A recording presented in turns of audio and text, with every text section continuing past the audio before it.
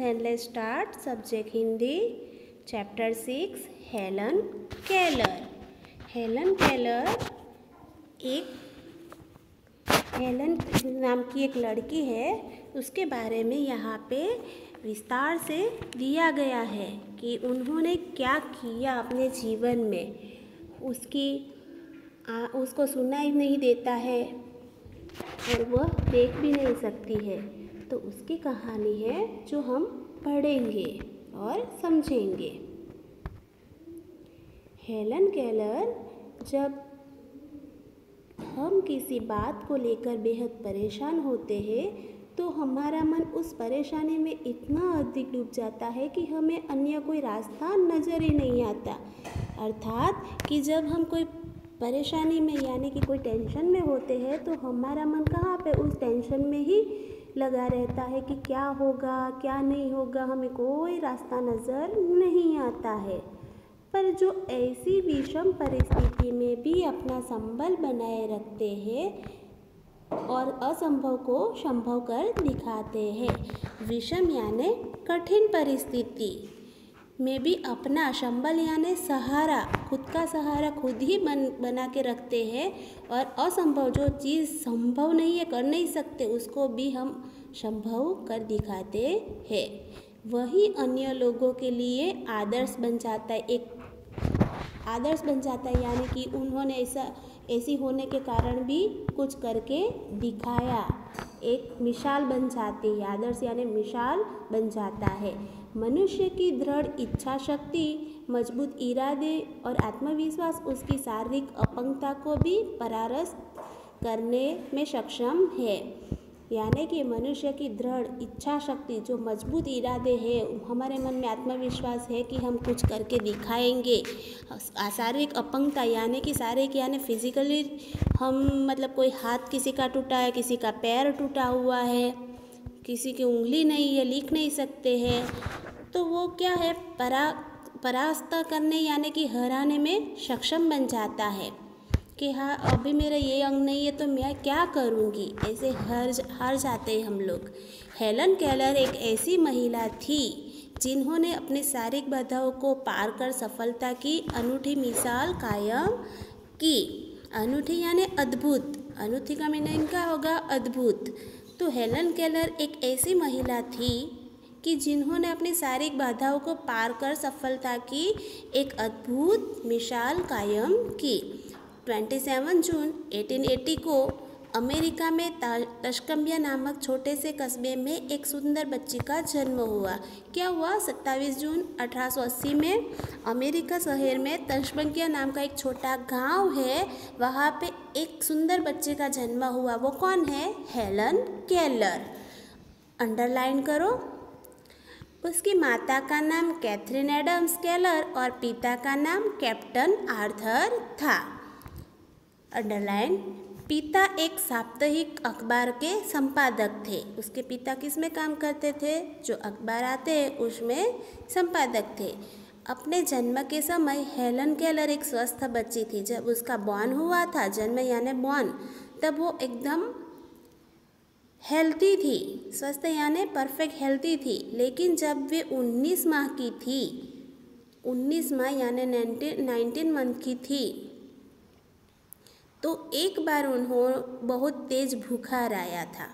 क्या हुआ था उसको? जब 1.5 साल की हुई तब उसे बहुत तेज बुखार आया। बुखार होने के कुछ ही दिनों में भीतर हेलन की माँ ने महसूस किया कि उनकी बेटी खाने की घंटी बजने या उसके चेहरे के आगे हाथ हिलाने पर कोई प्रतिक्रिया नहीं दे रही थी। क्या किया कि जब वो बुखार के थोड़े दिन के बाद हेलन की माँ ने महसूस किया कि उनकी बेटी जब खाने की घंटी वह बजाती होगी टन टन टन, तो वो उसको नहीं सुनाई दे रही थी और उसने आंखों के सामने हाथ घुमाया तो उसने कोई प्रतिक्रिया नहीं दी। प्रतिक्रिया यानी आँख का झपकारा मारते वह भी नहीं किया। बुखार ने बच्ची को दृष्टिहीन तथा बधिर बना दिया। दृष्टिहीन यानी देख नहीं सकती है, अंधी हो गई, और बधिर यानी कान से सुन नहीं सकती। बेटी की यह स्थिति माता पिता से देखी नहीं जाती थी। हेलन के बचपन की ये सबसे कठिन दिन थे। हेलन के बचपन से ही ये सबसे कठिन दिन थे। उसकी स्थिति, नेक्स्ट पेज, उसकी स्थिति में सुधार की आशा दिनों दिन क्षीण हो रही थी। जब उसमें सुधार आना चाहिए वो नज़र नहीं आ रहा था और कमज़ोर हो रही थी। कौन? Helen Keller.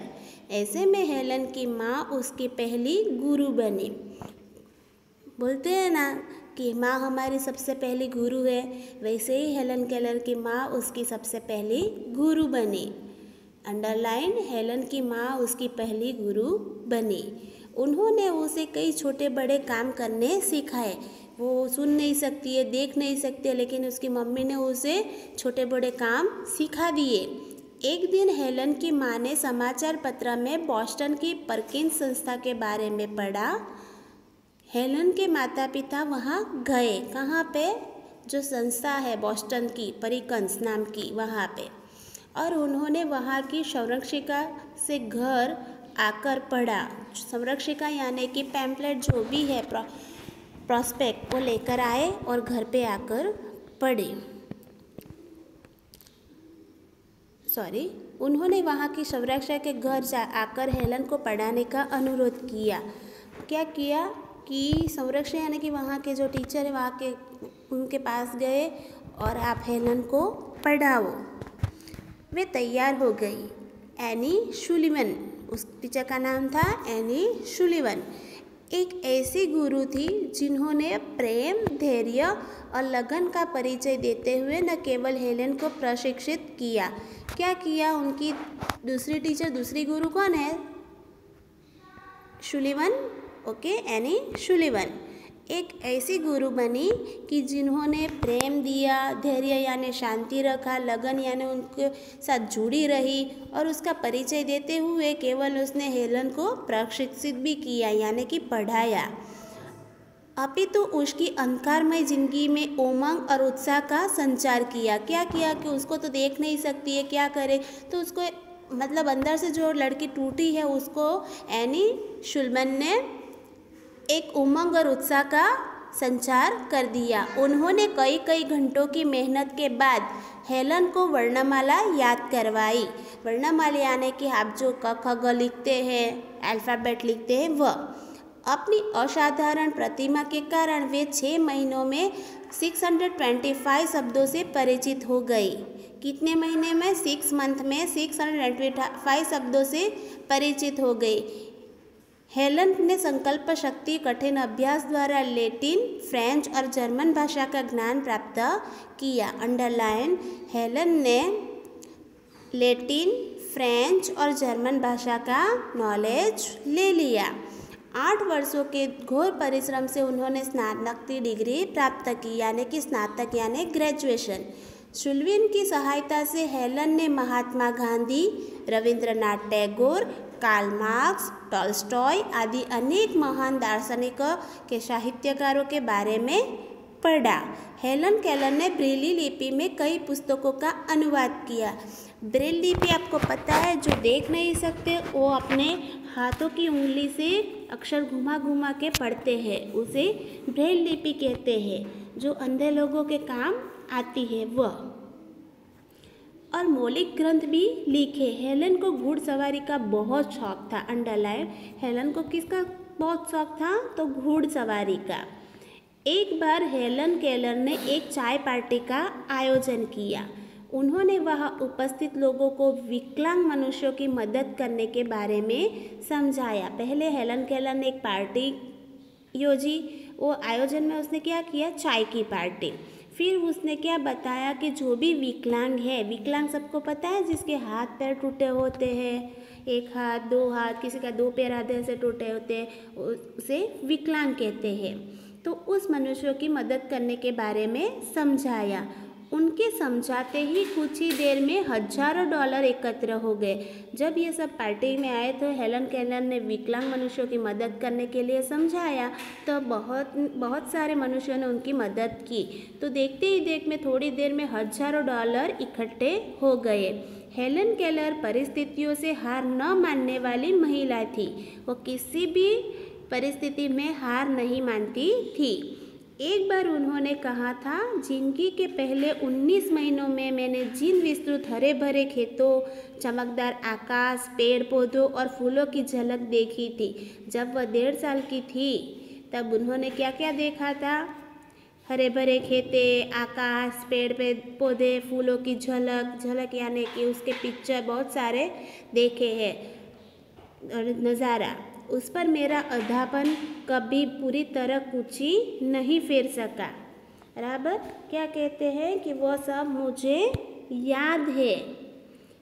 यदि हमने एक बार दिन को देखा तो फिर चाहे जैसा भी दिन आए, दिन तो हमारा ही है। एक बार जो मैंने दिन को देख लिया तो फिर चाहे जैसा भी दिन आए, खराब आए कि अच्छा आए, दिन तो हमारा ही है।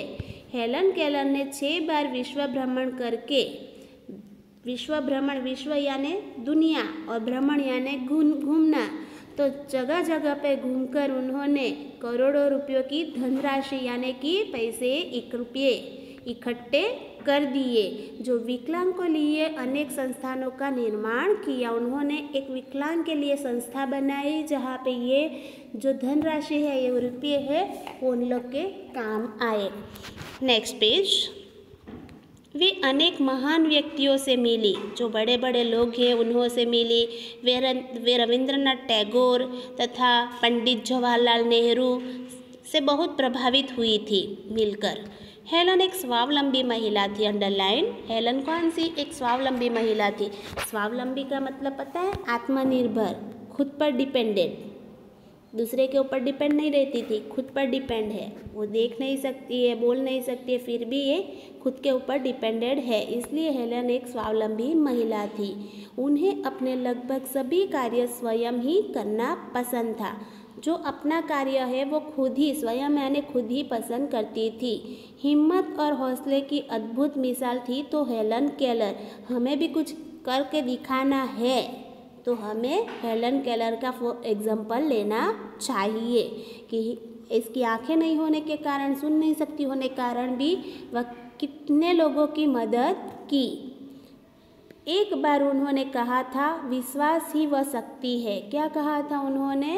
विश्वास ही वह शक्ति है जिसकी बदौलत ध्वस्त हुआ संसार भी सुख की रोशनी में आबाद हो सकता है। विश्वास ही वह शक्ति है जिसकी बदौलत ध्वस्त यानी कि बर्बाद, ध्वस्त यानी बर्बाद और बदौलत यानी के कारण, इसके बर्बाद नष्ट के कारण हुआ संसार भी सुख की रोशनी में आबाद हो सकता है।